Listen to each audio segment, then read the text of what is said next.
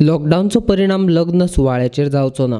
कोणाचें लग्न कार्य थारलां तांकां तांचें कार्य करपाचेर बंधन ना, मात तांणी परवानो घेतना तांकां घातिल्ल्यो अटी पाळच्यो आनी लग्न सुवाळो करचो, अशें मुखेलमंत्री प्रमोद सावंत हांणी जाहीर केलां। वेडिंग्स जेली कोणाची आसा ती आमी जशी 50 लोकांनी म्हटल्या, तेंच्यांनी परमिशन घेतल्या की 50 लोकांनी वचून वेडिंग करची। उरलेल्या लोकांनी वेडिंगाक वयचें न्ही। कृपा करून म्हणजे हांव लग्नाक वचो नाका अशें म्हणू नाकात।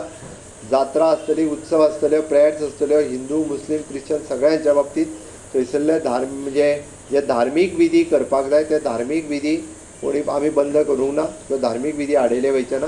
त्याच गांवांतल्या लोकांनी तितक्याच लिमिटेड जशें म्हटलां आमी 50 लोकांनी ते धार्मीक विधी करचे, ताच्या व्यतिरिक्त लोकांनी मोठ्या प्रमाणात इन्वॉल्वमेंट करचें न्ही।